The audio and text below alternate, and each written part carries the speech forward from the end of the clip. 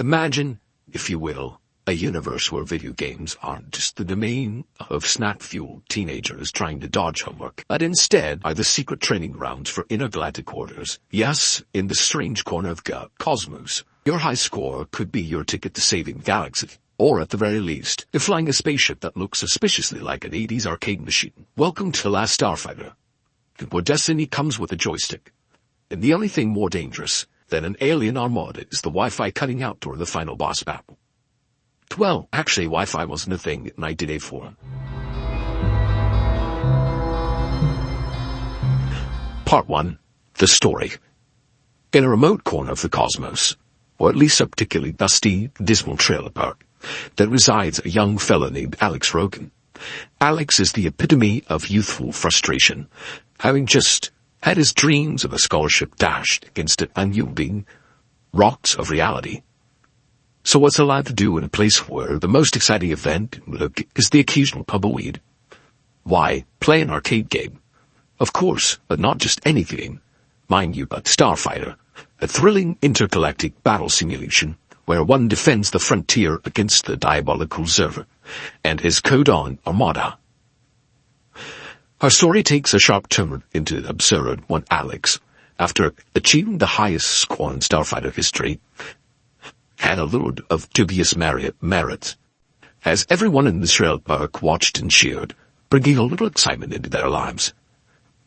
Alex is accosted by a rather peculiar gentleman named Centauri. He introduced himself as the inventor of the Starfighter game. Now, Centauri isn't a run-of-the-mill game inventor. No, he's actually an alien with a penchant for abducting unsuspecting youths and whisking them away in his so-called car, which, surprise, surprise, is actually a fifth spaceship. Thus, Alex is unceremoniously spirited off to the stars, leaving behind a doppelganger android named Beta to fill and inform at home. You know, as one does. It turns out the game Starfighter wasn't just a game. It was, in fact, a rather elaborate and somewhat ethically dubious recruitment tool, designed to test potential defenders of the Rylan Star League, referred to later as the Excalibur test. The Kodan Empire, led by the dastardly Zerah, who, it might be said, has some severe daddy issues, being a traitor son of the Rylan Starfighter commander, is bent on galactic domination. The Zerah has a grand plan involving the breach of the frontier, a force field meant to keep out undesirables like, say, Zerah and his lot. Naturally, Alex is expected to jump into a prototype space fighter called the Gunstar, alongside his reptilian co-pilot Greg, to save the universe. But, as is often the case, when a young Earthling suddenly is thrust into cosmic warfare, Alex gets a bit of cold feet. He has to be taken back to comfort of his earthly obscurity. Centauri, ever the enigmatic and mentor, obliges, but warns Alex the call to heroism might just ring again, and ring it does. For back on Earth, Aziander's assassin, sent by Zer, makes a rather unwelcome appearance, and Alex quickly realizes that perhaps defending the galaxy isn't such a bad career move after all, especially when the alternative involves being disintegrated by an alien henchman, and his loved ones left at risk. Returning to Starfighter base, Alex finds things have gone decidedly pear-shaped.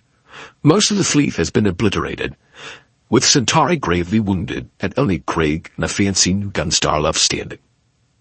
It's up to Alex to do what any self-respecting kindness would, save the day. Meanwhile, Earth, Beta, the android, is having a tough time keeping up the charade, especially when confronted by Alex's girlfriend, Maggie. After a series of rather inconvenient events involving alien shootouts and explosive truck crashes, Beta pulls off a rather alpha move and sacrifices himself in a blaze of glory, leaving Maggie thoroughly convinced of the absurd reality show she's now been part of. In the final showdown, Alex and Greg take on Dakota and Armada. After exhausting all his conventional weapons, Alex deploys the Death Blossom, a devastating secret weapon that obliterates the remaining enemy ships and a dazzling display of cosmic pyrotechnics. With the Kodian forces in disarray, and their leadership in tatters, Zer, the slippery devil, manages to escape at the last moment. Alex is hailed as a savior of Rylos. Despite his newfound hero status, Alex isn't one to abandon his roots. He returns to Earth, much to the amazement of the trailer park denizens, and invites Maggie to join him in the stars. Naturally, she agrees, because who could resist the charm of a freshly minted intergalactic hero? And his little brother, Lewis, is inspired by the whole ordeal, and promptly takes up the mantle of Starfighter and training. Because if there's one thing this tale has taught us, is that video games are a perfectly valid pathway to interstellar adventure. And as for Zer's escape, this sets him up for a return in the sequel. But 40 years later, there's still no sequel in sight. Part 2, production, groundbreaking special effect. A cinematic curiosity, a far-flung year of 1984, brought to life in the brief span of 38 days. A whirlwind of nocturnal activity in the exotic locale of Canyon Country. This is no ordinary fiddle, mind you, for it boldly ventured to where few have gone before. Deep into the mysterious realm of computer-generated imagery. And not just any CGI, but the sort that required a Cray XMP supercomputer. A machine so powerful, it could probably beat you at chess, and then calculate the odds of winning the lottery all before breakfast. Needless to say, CGI was the cutting edge for its time. But now it can be made at home by anyone with a laptop and a free download of Blender. The spaceships and assorted galactic gizmos that filled the screen were lovingly handcrafted by artist Ron Cobb. These were not models, but rather 3D map renderings. Cobb, for those who are in a know something of a visual wizard, having waved his metaphorical wand over such films like Alien, Star Wars, and Conan the Barbarian.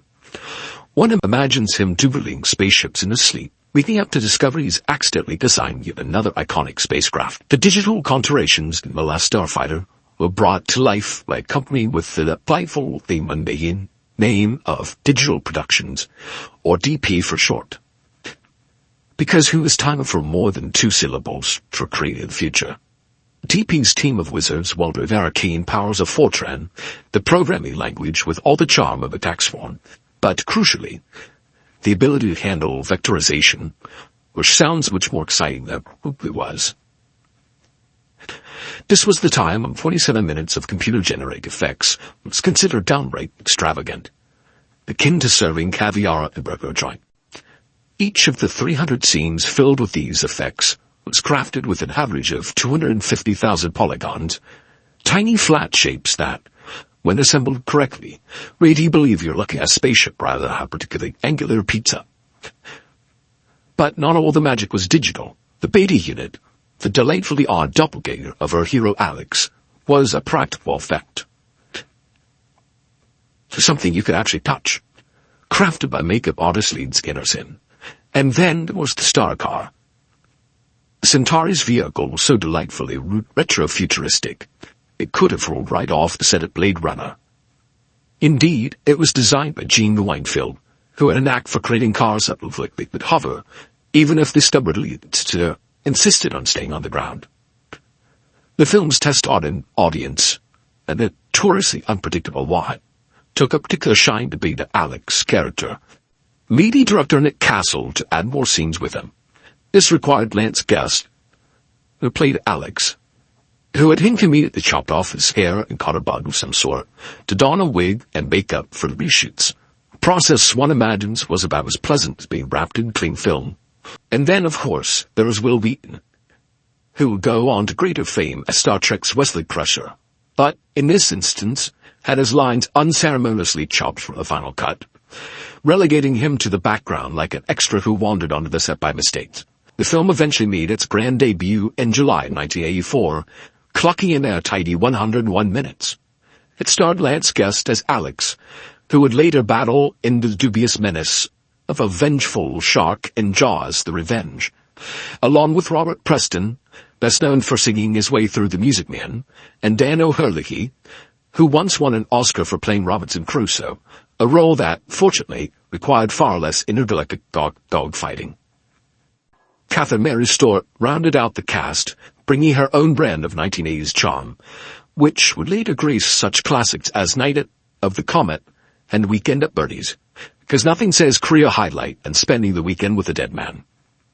And so, The Last Starfighter blasted off into the annals of film history, a quirky little gem that dared to dream of a future where computers could do the heavy lifting, leaving the rest of us to sit back, relax, and wonder just how many polygons it takes to create a universe. Part 3, Reception. Roger Ebert of the Chicago Sun-Times gave the film 2.5 out of 4 stars. While the actors were good, particularly Prexton and O'Herlihy, Ebert wrote The Last Starfighter was not a terrifically original movie, but it was nonetheless well made. Colin Greenland reviewed The Last Starfighter for Imagine magazine, and stated that apart from a mildly amusing little subplot with the android replica left on Earth to conceal his absence, Alex's adventure is strictly the movie of the video game. Simply as can be, in pitched at a preteen audience who can believe Alex and Craig blasting 100 alien ships and escaping without scratch. Oliver's filmed guide described the film as a surprisingly pleasant variation on the Star Wars boom, with sharp and witty performances from 2 reliable character actors and some elegant gadgetry to offset the teenage mooning. In 2017, Variety described it as having a simple yet ingenious plot, and continued that action is suitably fast and furious, but what makes the movie especially enjoyable are the quirky character touches given to Guest and his fellow players. Variety also noted that the film critic Gene Siskel described The Last Starfighter as the best of all Star Wars imitators. Alan Jones awarded it 3 stars out of 5 for Radio Times, writing that it was a glossy space-age fairy tale and highly derivative. Star Trek-like aliens have Star Wars-inspired dogfights against a computer graphic black backdrop. But the sensitive love story between Guest and Catherine Mary Stewart cuts through the cuteness and gives the intergalactic adventures a much-needed boost. The budget for the film is $15 million, and the box office take was $29 million in North America. Part 4. The Extended Universe. The saga of The Last Starfighter didn't end with the closing credits. In the grand tradition of all things nerdy and beloved, it spawned an extended universe, however mainly into the digital realm.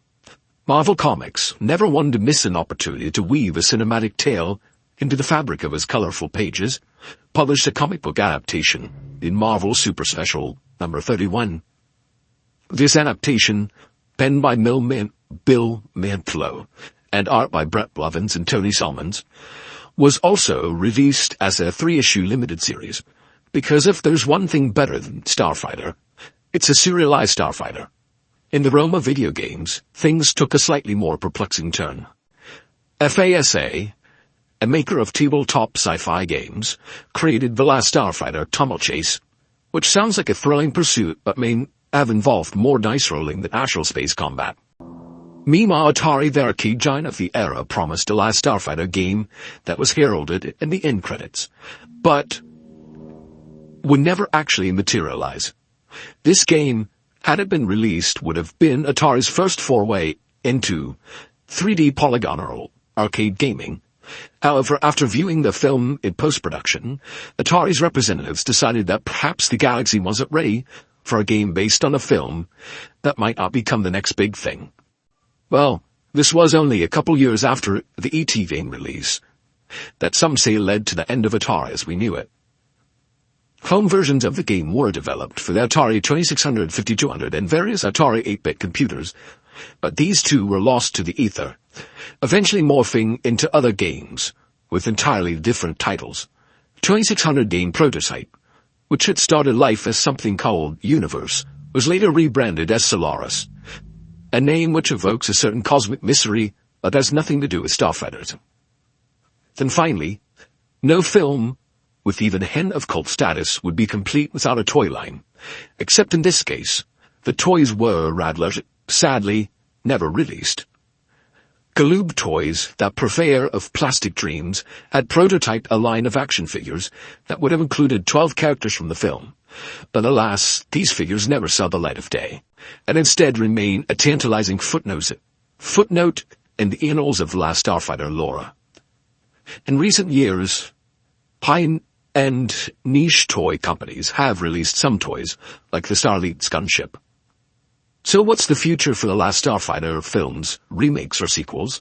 Wyatt Russell and his dad, Kurt, as late as December 2023, reportedly stated that they would like to remake the film, but stated that the owner of the property is not willing to let others do anything with it.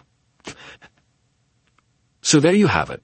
A tale of heroism, computer graphics, and missed merchandising opportunities, all set against the vast backdrop of the cosmos. We leave you with the timeless lesson that in the vast and unknowable universe, one should always keep a sharp eye on the high score, because you never know when it might be your turn to blast off into the stars. Whether you're battling aliens or just trying to keep your android doppelganger from embarrassing you at the local trailer park. Remember, the fate of the galaxy might just depend on your next game of Mario Brothers. Play wisely, and may your quarters never run out. Also, maybe, if you hit the like and subscribe button, it will alert the cosmos as to your interest in becoming a starfighter for the Rylan Star League. See you later, and good luck.